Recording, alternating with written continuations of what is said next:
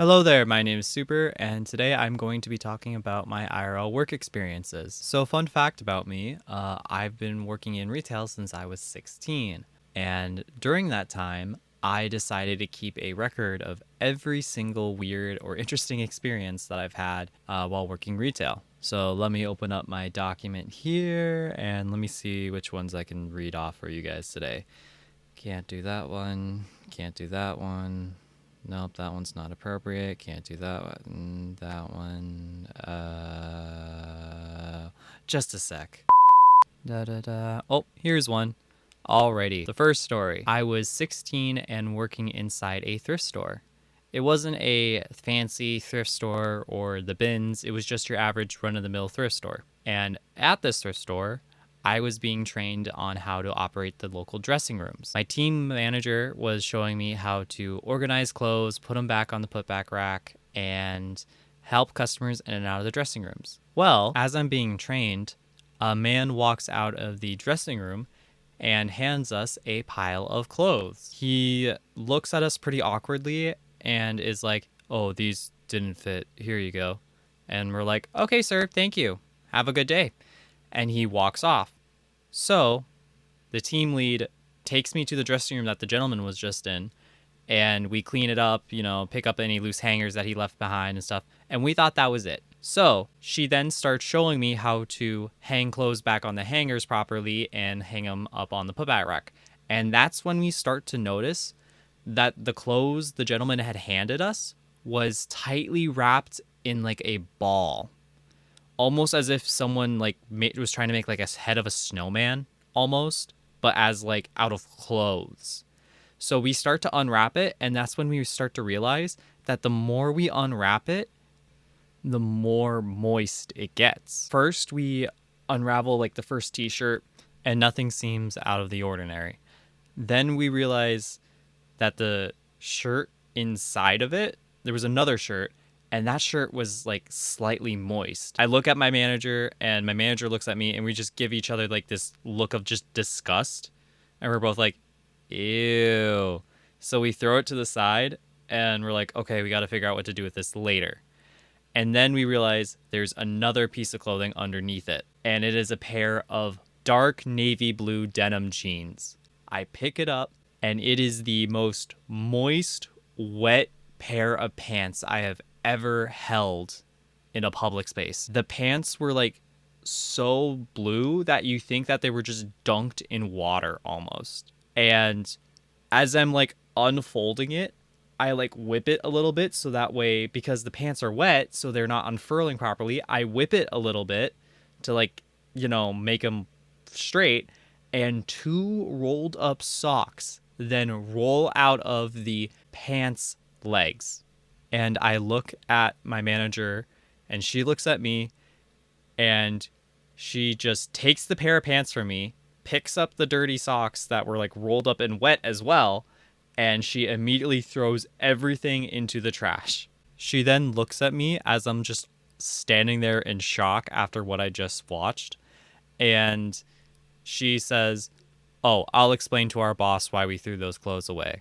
As I'm just standing there like sheepishly trying to figure out why the clothes he handed me were so wet and why he thought rolling it up in a ball made it any better that he just handed a ball of wet clothes to me. I wish I could say that was the only incident that happened with those dressing rooms, but unfortunately for me, but luckily for you guys, another story happened with those dressing rooms. So after that first incident, a few months passed. I'm getting the hang of my job. I'm doing really good at my station at the dressing rooms, and I've had zero complaints. Everyone's nice to me. I make sure they're spick and span. And then all of a sudden, I get one customer. Seems like a normal guy. He just has like a try on 2 pairs of pants. No biggie. I let him into the dressing room because I have to unlock it with a key.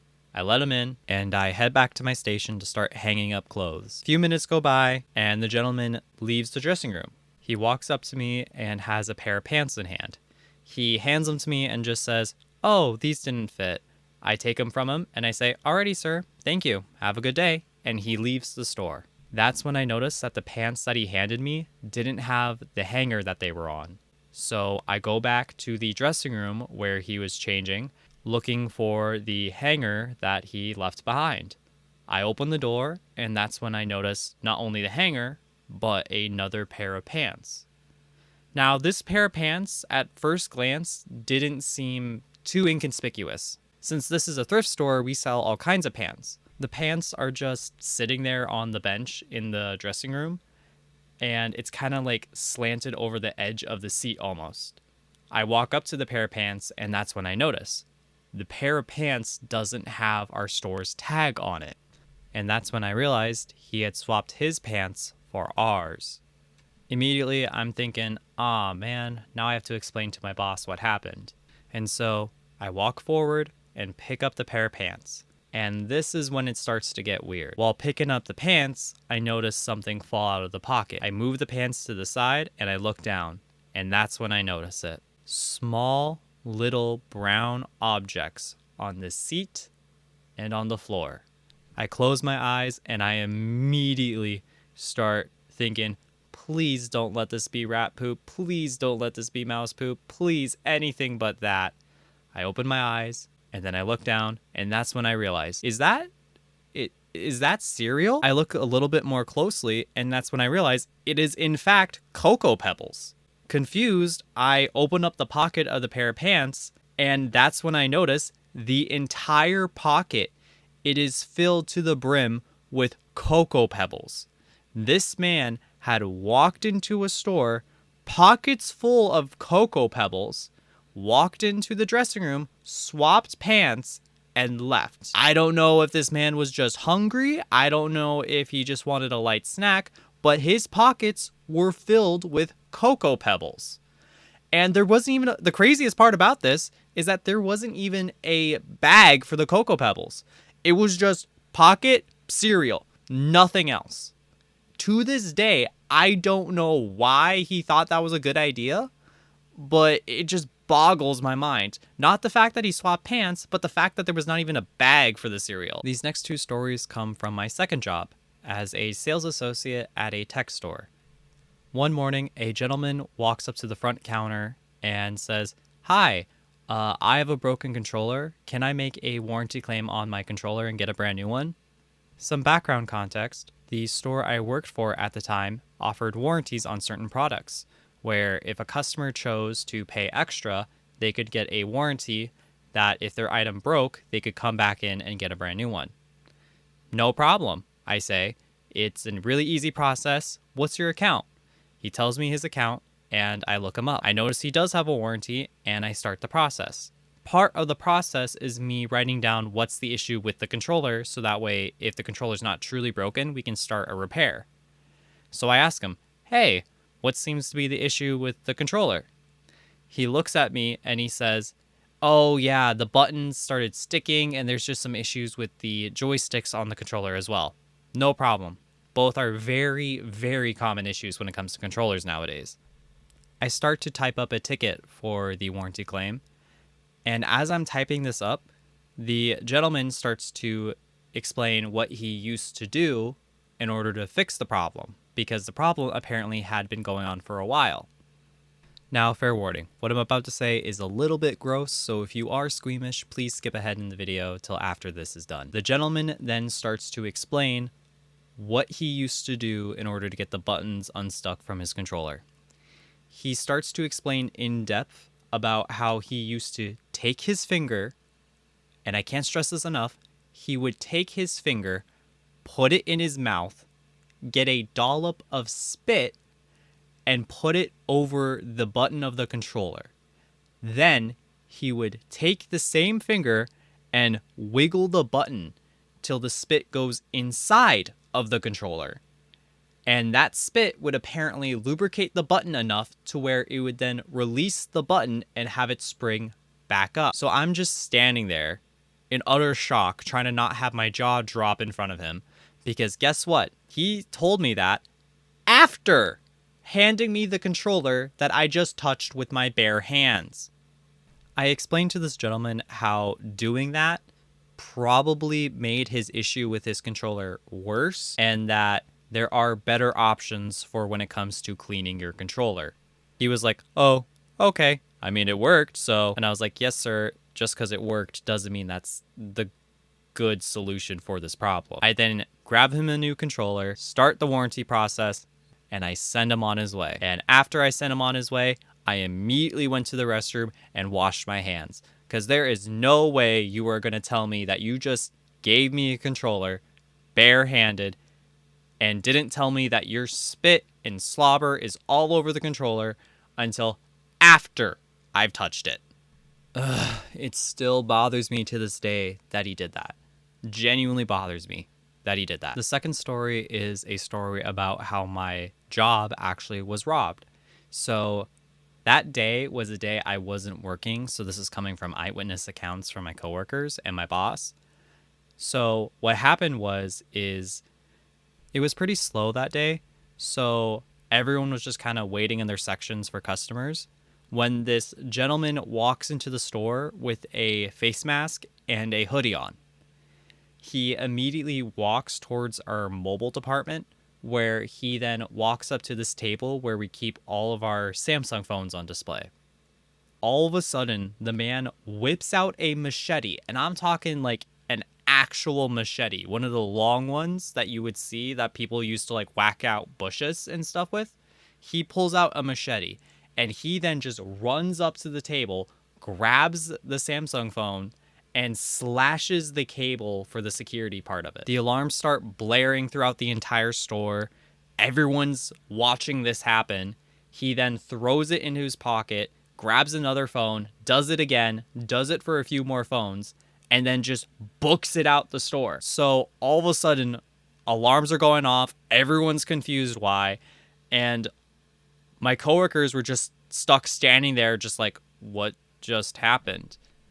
And so they had to then call the cops and make a police report. I come in the next day and I'm confused because I'm like, hey, what happened with the Samsung table? Because I walked past it going to my station. I thought they were just getting new phones that day. And my boss was like, oh, you didn't know? Yeah, we were robbed yesterday.